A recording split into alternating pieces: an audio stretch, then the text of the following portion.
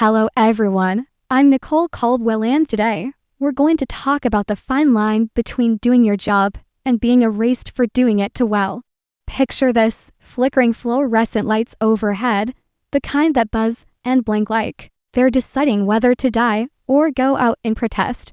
I'm sitting in the smaller of the two conference rooms at Patriotic Systems, our defense tech startup turned venture-fed Frankenstein. Cold air, beige walls, one lonely speakerphone in the center of the table. It always reminded me of an interrogation bunker, and I'm fairly certain that was by design. Across from me, lounging like a man who just discovered gravity, is Mark, CEO, visionary, king of buzzwords and bad cologne. He's leaned back in the leather chair like he owns the air around him, and maybe, for a while, he did. You know what your problem is, Nicole, he said, grinning like he was delivering a TED Talk on betrayal. You still think rules matter. That was it, no preamble. No HR rep with a tissue box. Just those 7 words and a folder sliding across the table like a death certificate in Manila. So, before you get too comfortable, take a second to like the video and subscribe, but only if you actually enjoy what I do here. And let me know in the comments where you're watching from and what time it is there. I love knowing who's out there in the quiet. Now, let's get back to it. The folder contains 6 weeks of severance and a standard release. Mark smiled, hands clasped like he was performing my career's eulogy. He called it streamlining.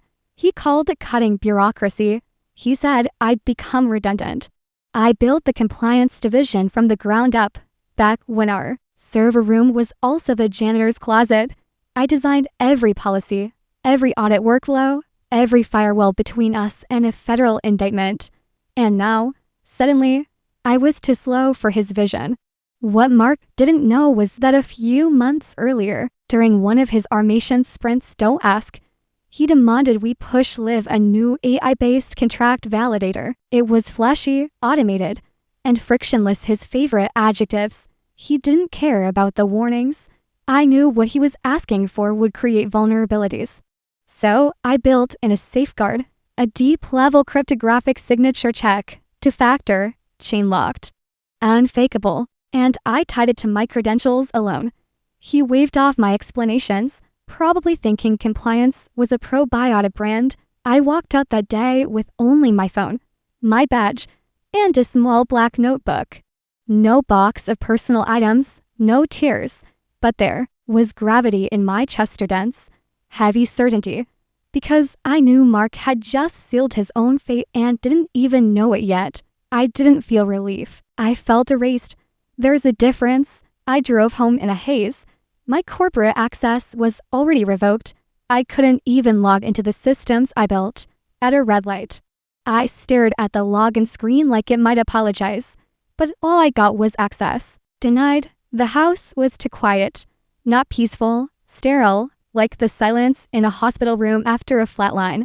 I sat at the kitchen table, still in my work clothes, now technically pajamas, with a cup of coffee I'd reheated twice and never drank. I clicked through job listings, nimble culture, resilient mindset, thrive in ambiguity, translations. We want people who smile while the floor collapses.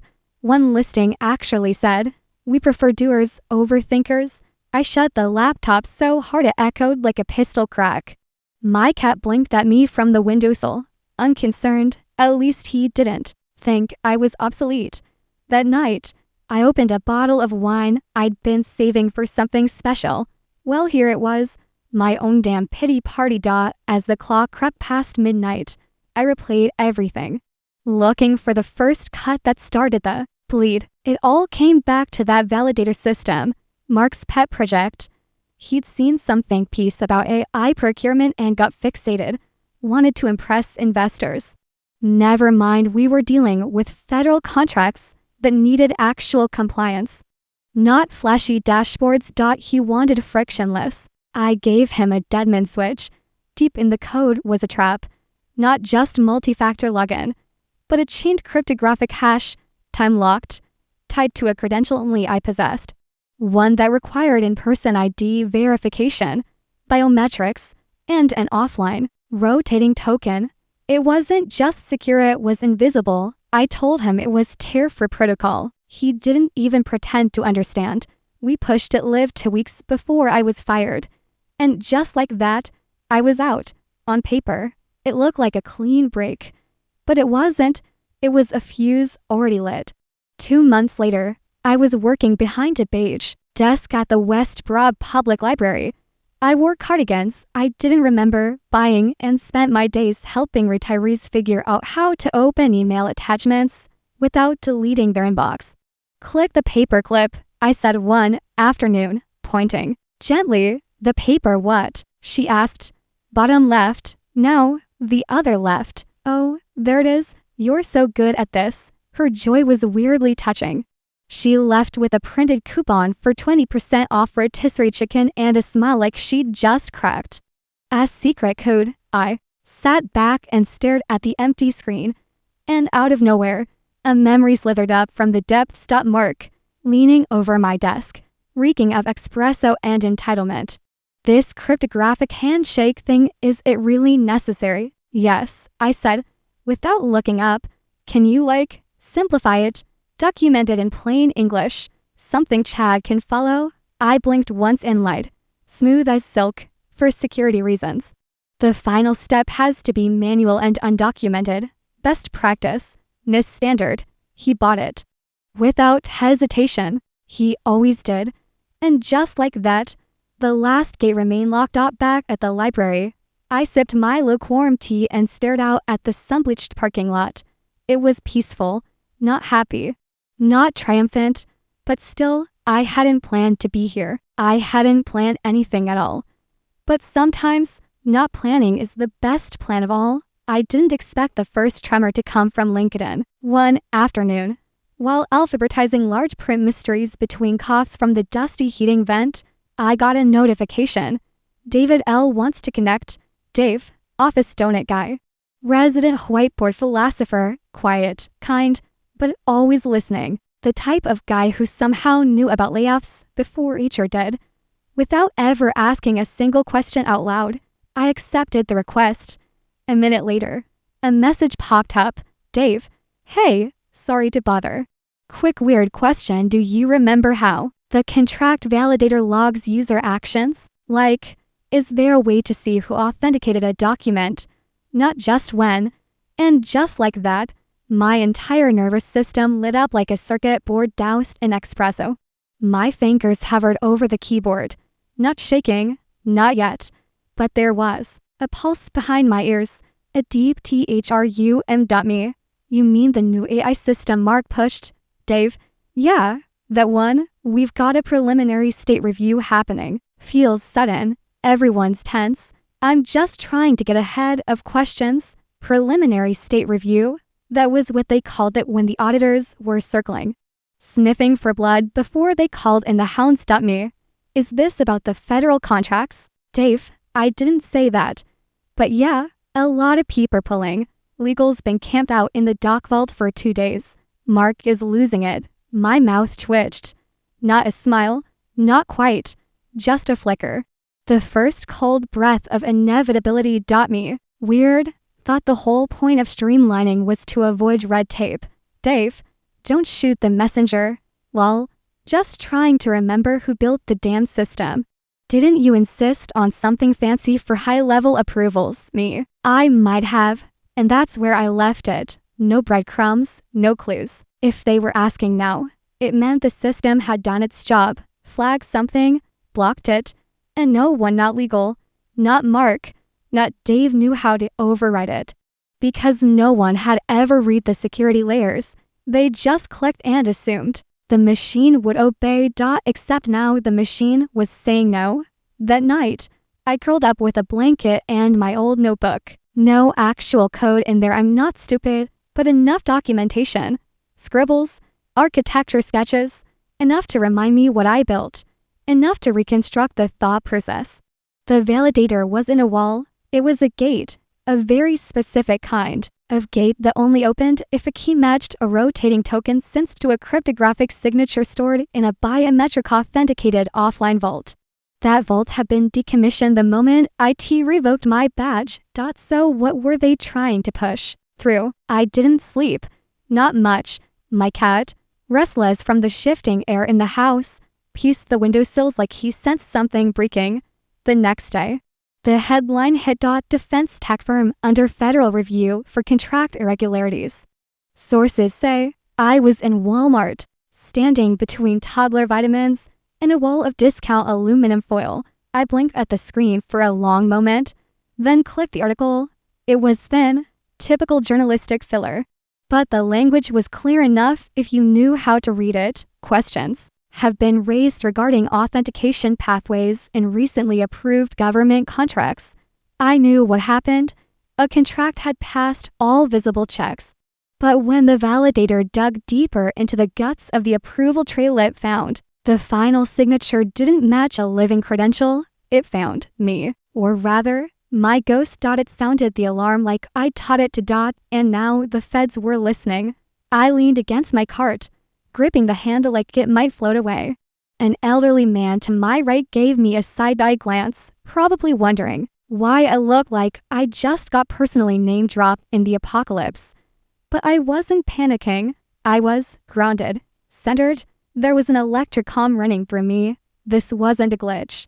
It was a tripwire, and they'd just stepped on it. Later that night, Dave messaged me again. Dave, okay, this is officially nuts. They're cloning drives, like literally unplugging servers. Mark's losing his mind. Half the execs have locked their doors. I sat on my bed, reading it in the blue glow of my screen. Cat drape over my feet like a weighted blanket. Me. What are they after? Dave, they keep asking about high-value contracts. All the big ones, signed after you left. One auditor kept saying, the sequence doesn't complete.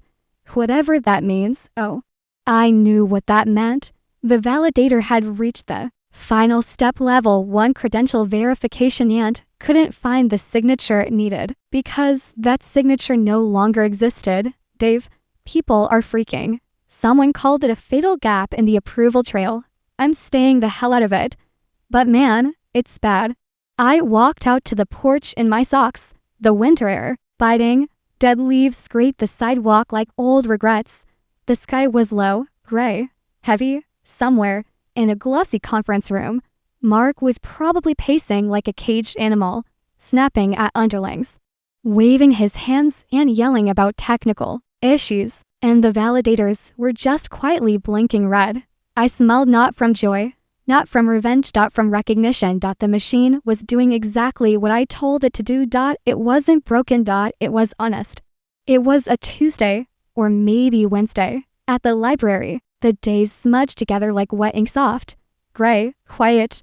The smell of old books clings to everything, and time moves like it's got nowhere to be.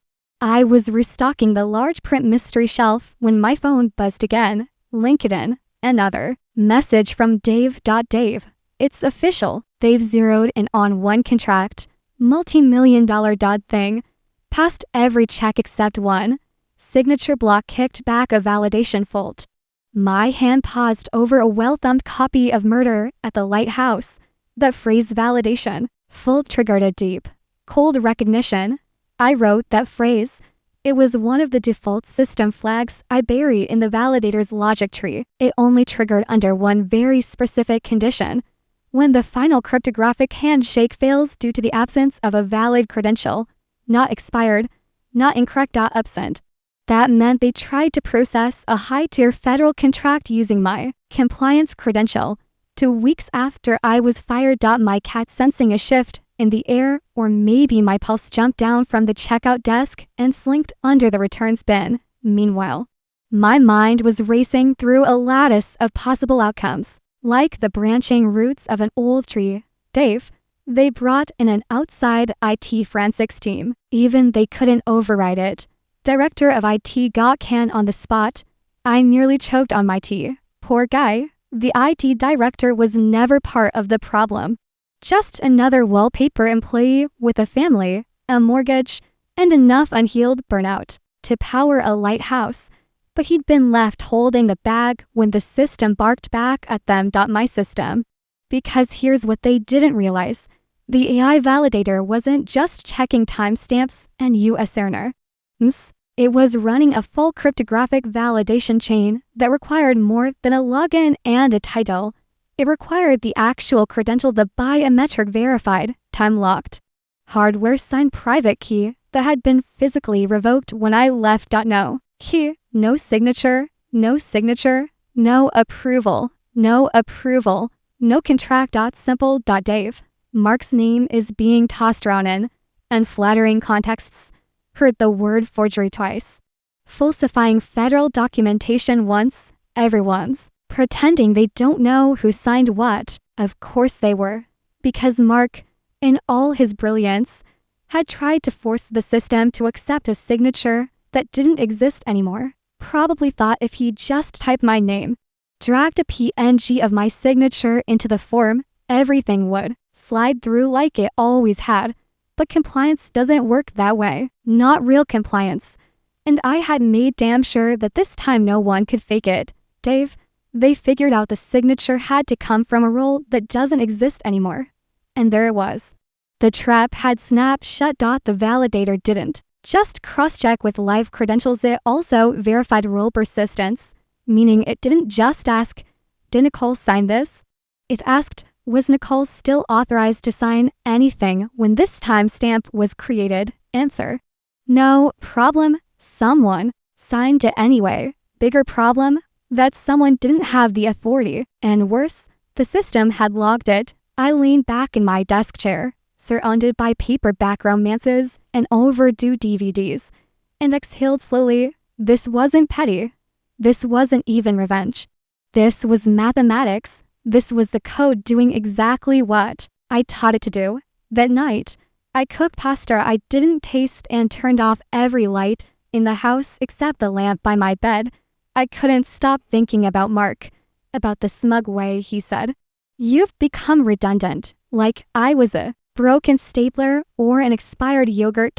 I imagined his face when the validator rejected his last contract submission, when the red box blinked validation fault, signature event incomplete. I could see him, sweaty, flushed, yelling at IT like they'd built the problem. But the truth was, I did, on purpose. And not to sabotage, but to protect. Mark built his kingdom on speed and charm and plausible deniability. But I had built something too, something stronger. A machine that couldn't be bullied, bribed, or distracted. A machine that would say no when it needed to.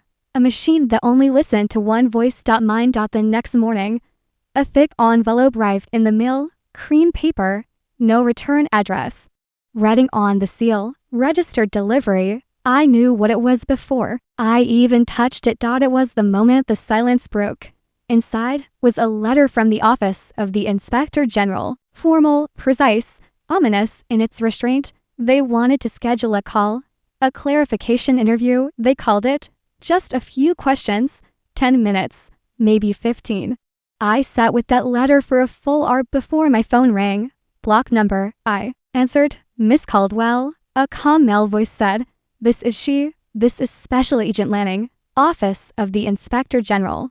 We're reviewing validation inconsistencies related to Federal Contract 7 for B, issued through Patriotic Systems. Do you have a moment? I do. He asked for my employment dates, my title, my role. Then, finally, the question that had been circling for weeks like a hawk over an open field.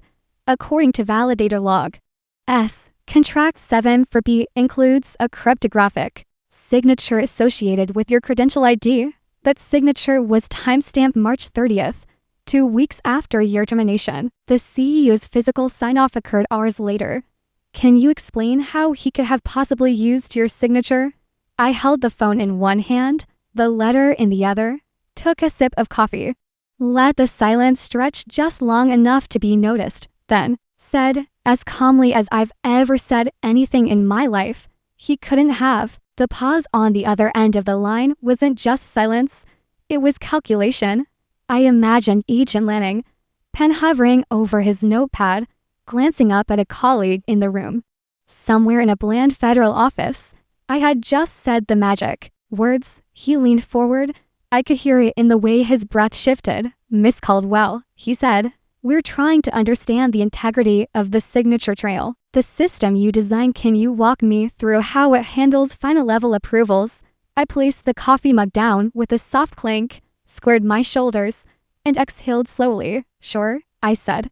Let's talk about the system I built. And so I did. For the next 20 minutes, I detailed the validator logic like I was giving a TED talk in hell.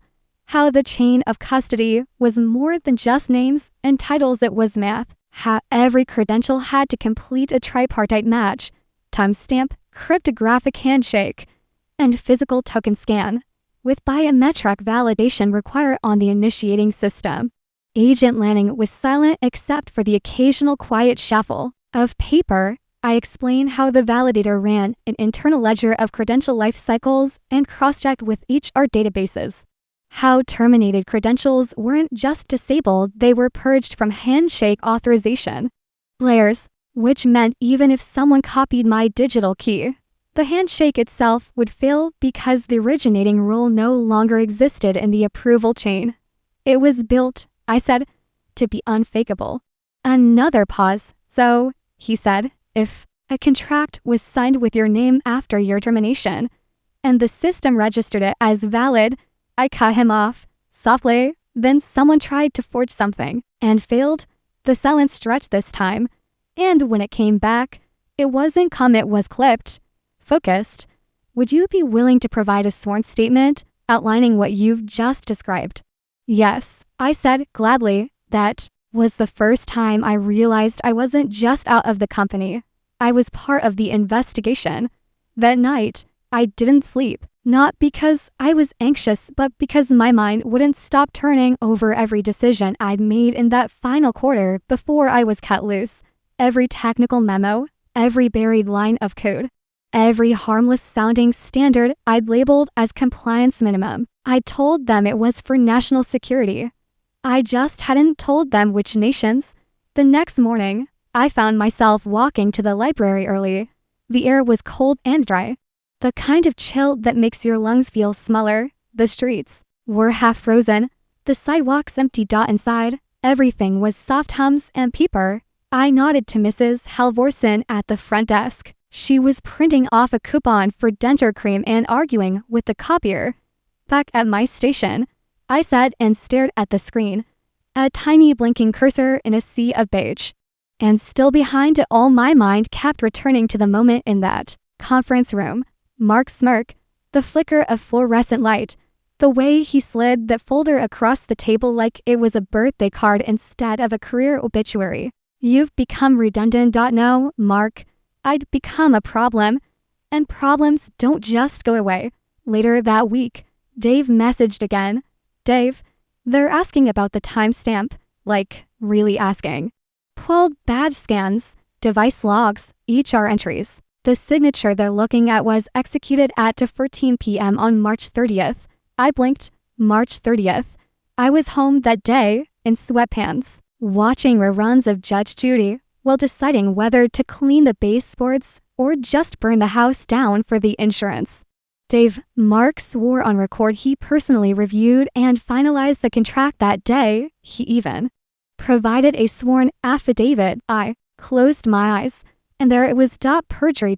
Because the system had already cross-referenced the credential. And the credential was mine. And I hadn't been employed for 13 days. So either Mark had forged a credentialed signature after I left, which was impossible, or he had forged a digital artifact using credentials he never had, which was worse. The validator hadn't glitched. It had caught a lie. And that lie had teeth. Why didn't they come to me sooner? I muttered aloud, watching the cursor blink, like a heartbeat. Because no one ever does. They forget the quiet ones, the note-takers, the ones who sit at the back of the meeting, nodding silently while everyone else argues, the ones who don't need the spotlight to do the heavy lifting. But the validator remembered me. And now, so did the government. Over the next few days, the news swirled. Investigations, subpoenas, unnamed sources, patriotic systems was being dissected like a frog on a classroom tray. Every approval trail lit up under ultraviolet scrutiny. Mark hadn't just built a business. He'd built a paper house in a hurricane. And now the wind was rising. I watched it all from the safety of my little desk. Between questions about forgotten passwords and requests to find books about train robberies. And, strangely, I didn't feel angry anymore. Not even satisfied, just grounded. Because I know how this would end. They would trace every forged signature back to a moment in time. A moment where a system built to say yes finally said no. And when the auditors asked how that was possible, they'd find one name. Mine. The storm had moved from a whisper to a headline. Now it had a face. Mark's. He tried to play it calm in the beginning. Of course he did. Probably thought he could spin it into another TEDx soundbite. Speed over friction. Or innovation sometimes breaks the mold. But the mold he'd broken was federal compliance. And the auditors weren't there for inspiration. They were there for blood. Dave's next message hit mid-morning on a Saturday. Just as I was pouring milk into a cereal bowl with the grace of a hungover giraffe. Dave, they pulled the lugs. Confirmed it. The validator triggered off a credential. Mismatch, your signature. After termination, I paused. Cereal forgotten. There it was.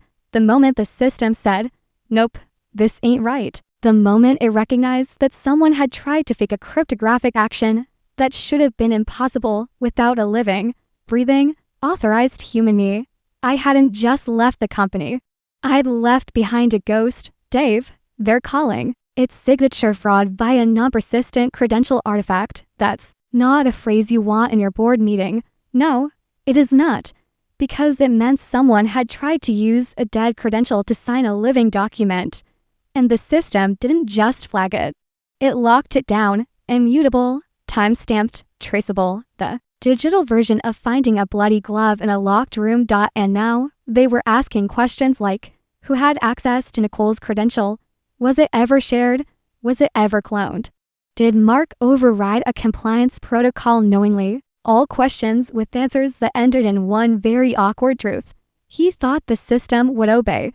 But I built it to obey the rules, not the people. Later that afternoon, the wind picked up hard outside. I wrapped myself in a throw blanket and sat by the window, watching the brittle trees snap and sway like they were arguing with gravity. It felt appropriate. At that moment, Mark was probably in the exact same conference room where he'd fired me. But now, instead of just me, he had 3 or 4 auditors in blazers and sensible shoes across from him, not smiling, not blinking. The validator didn't care about power structures. It didn't care about titles or politics. It was blind, by design, cold and neutral like arithmetic. And now it was asking for a signature it couldn't verify, a credential it couldn't match, a timestamp that didn't add up. I imagined one of the auditors flipping through the metadata on their laptop, pausing. Wait, they'd say, this signature belongs to someone who no longer works here. Another would tilt their head. But the contract was submitted after she left. Pause. So, how did it get signed? How? Indeed, I saw it play out like a stage drama. First confusion, then dawning realization, then the heavy, still weight of federal responsibility. Dave chimed in again. Dave, you're gonna love this. Mark's trying to claim the system glitched. He told them it was a software misfire, that maybe the AI backfilled the credential by mistake. I laughed, actually laughed. A real, full-body, hand-on-stomach cackle, backfilled. He was trying to argue that the validator program that required 3 active layers of identity verification just accidentally pulled a credential from the netherworld and rubber-stamped $18 million contract. Sure, Mark. And maybe the Pentagon just left their backdoor key under the mat. But that was always his style. Talk fast, sound confident, hope no one asked a second question. Only now, he was up against people who were trained to ask the 3rd question, the 4th, the 50th. Dave, they ran the contract 3 more times through the system. It failed every time. Same reason, credential authentication invalid, event ID mismatch. They're escalating. Of course they were. Because in systems like this, failure isn't an oops. It's evidence. Every click leaves a mark. Every keystroke, every override attempt, every admin backdoor is logged, time-stamped, salted, encrypted, and archived. That's what I built, a truth machine. And Mark had tried to lie. The irony wasn't lost on me. He'd once told me, in that tone tech brothers use when they think they're being charming, compliance is just paperwork. Bureaucracy, optional if you move fast enough. I think I'd smiled back and said something harmless. But what I wanted to say then and what I said now, out loud in my living room, to no one but the cat was, paperwork has a memory, Mark. And it never forgets. The next morning, the story broke in real time. Not just vague headlines anymore. Names, details, federal contracts, irregularities, internal whistleblower sources, and discrepancies in credential trails. No one said my name. But they didn't have to, because every document had one, truth baked into it. The only person who could have approved it wasn't there. And the person who did approve it had no legal pathway to do so. The following Monday, the library was unusually quiet. Even the kids section, usually a thundering herd of tiny elbows and cracker crumbs, was hushed. I sat at the reference desk, checking the security cams on my lunch break. Not because I was worried, but because part of me wondered if a black SUV might roll up with a badge and a clipboard. Instead, it was just Miss Connie asking where we kept the Civil War biographies. And I was fine with that. This wasn't my storm anymore. It was theirs. I was just the ghost in the chain of custody. It's a strange thing. Watching justice unfold from the comfort of a laminated desk, the headlines kept coming, each one sharper, more surgical. Patriotic systems under federal scrutiny for signature fraud. Whistleblower system triggers audit on contracts. They hadn't named me. But the outline of my ghost was becoming clearer by the day. I spent that week doing my best. Impersonation of a calm librarian, helping seniors set up Facebook so they could like photos of their grandchildren, fixing a printer jam that felt like it required an engineering degree, smiling at regulars who had no idea that just a few miles away, the man who fired me was probably sweating through his third undershirt of the day. Dave, my accidental messenger pigeon, kept me updated in near real time. Dave, feds are requesting full access logs, all validator metadata since January. Legal is in full-on panic. Someone tried to backdate credential system, flagged it. They're saying it's fraud now. Full stop. Of course it was fraud. And not even creative fraud, just desperate, like putting a fake mustache on a corpse and calling it alive. Dave, they keep hitting the same wall. Contract validations fail when they reach your level. It's like a ghost checkpoint. One guy literally called at the phantom credential. I chuckled into my tea. I hadn't intended for it to feel like a haunting, but I couldn't deny there was a certain poetic resonance to it. They tried to erase me and got stuck on the part of the system only I could authorize. It was less a ghost story and more a revenant clause, a return not of me but of my standards. Dave followed with something that chilled me, not because I feared it, but because it confirmed exactly how deep this hole had gone. Dave, Mark's been called into another closed-door meeting, this one, with federal counsel. I heard the phrase intent to deceive tossed around.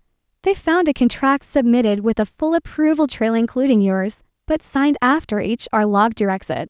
Boom, there it was. Intent. Not incompetence, not oversight, not some rogue employee pushing through approvals under pressure. No. This was deliberate, and that changed everything. Because mistakes are forgiven, process errors can be massaged. But faking the approval of a terminated compliance officer, that's prison talk. It was only a matter of time now. The system didn't just block unauthorized actions, it recorded every attempt. And for high-level contracts, those attempts were tracked down to the second. Login IPs, device IDs, internal session tokens, hell, even the browser fingerprint. That's the thing about digital integrity. It's not loud, it doesn't scream, but it never lies. I started keeping a file of everything Dave sent me.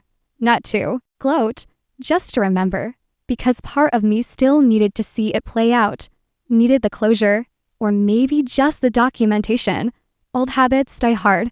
That week, I received another call from Agent Lanning. Miss Caldwell, he said, voice still as calm as a metronome. We've reviewed your system design schema and compared it to the logs provided by Patriotic Systems. I wanted to confirm one point for our ongoing inquiry.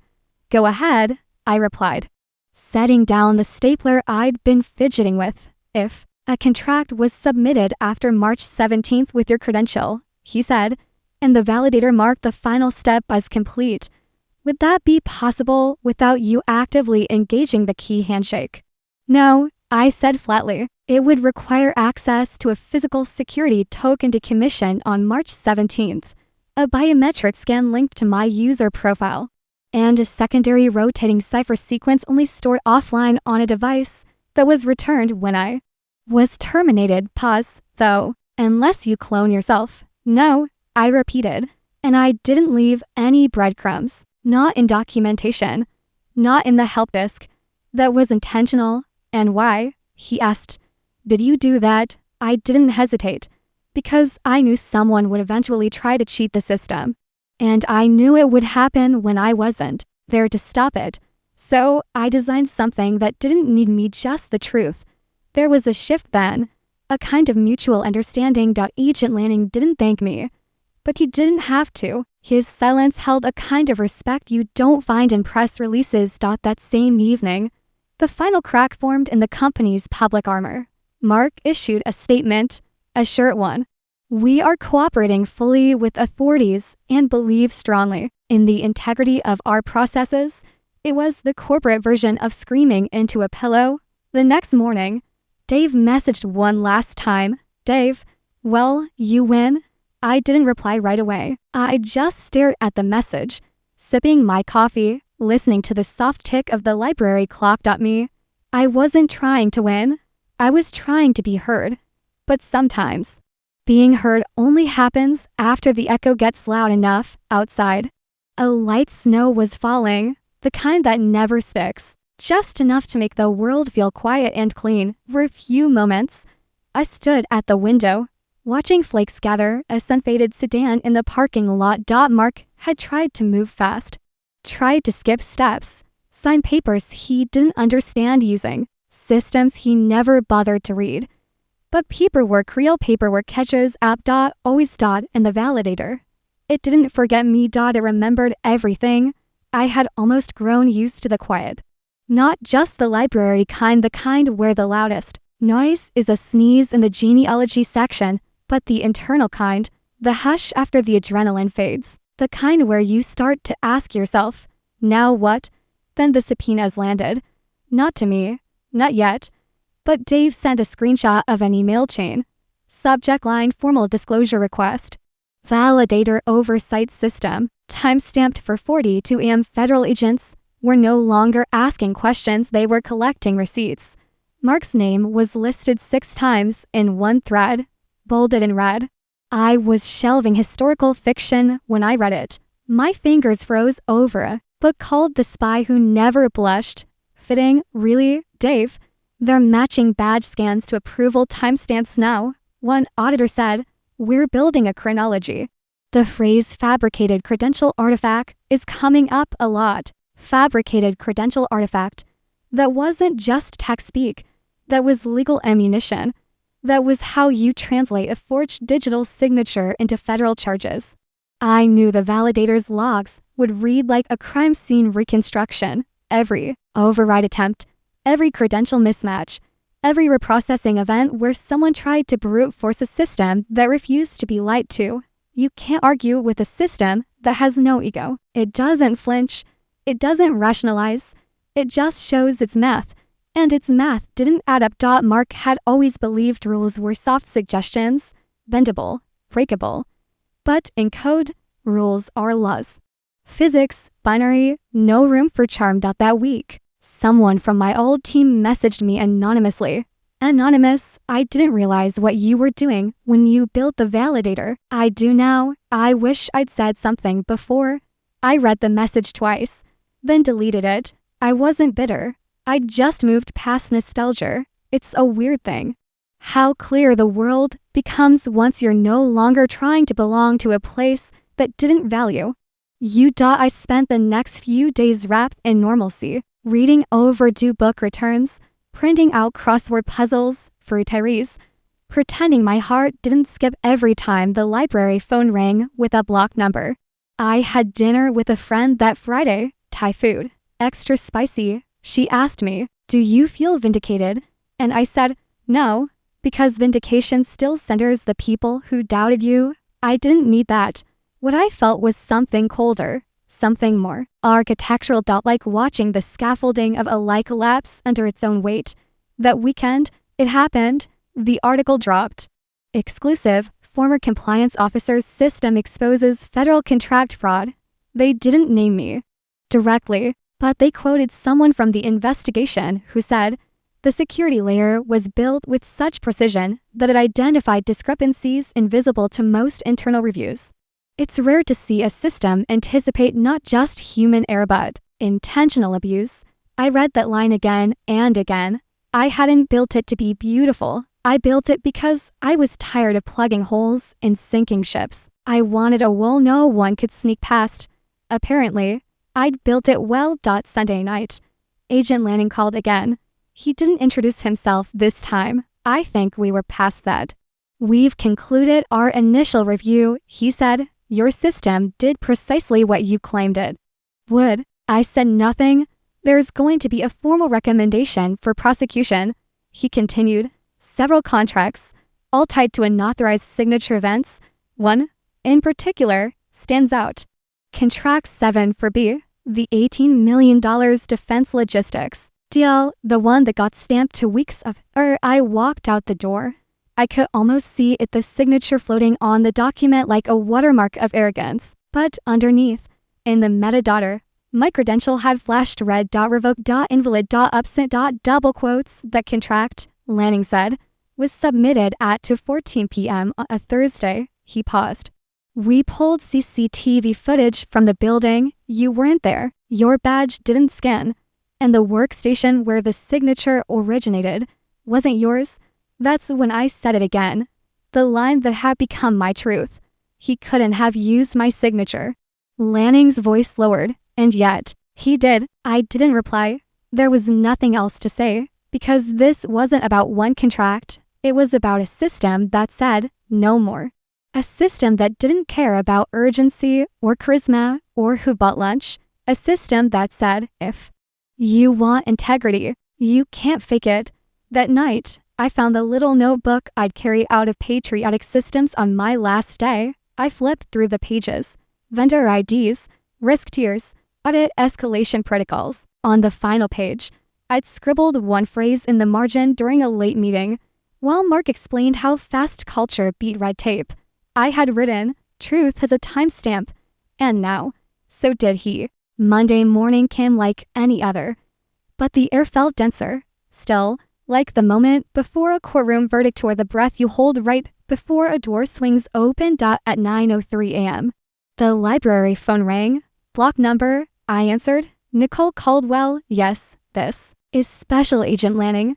I wanted to inform you personally, Patriotic Systems case has been referred to federal prosecutors. Charges pending. Your testimony, design documents, and credential logs were key to the referral." He didn't thank me. He didn't need to. "Has Mark been arrested?" I asked. Not because I wanted it, but because the question had weight. "There are sealed motions," he said, carefully, "but I can tell you this. The use of a revoked federal credential tied to a terminated role, post-authentication, constitutes a prosecutable offense under multiple statutes." Translation: "He's going down." I hung up, stared out the window as snow began to fall fat. Soft flakes like ash from a quiet fire, the kind of snow that makes the world look clean even when it's not. Somewhere across the city, the conference room where I was fired probably sat empty now, or maybe not. Maybe someone was still there, trying to explain how their miracle contract machine had turned into a snitch. But I knew that room, knew the hum of the cheap light.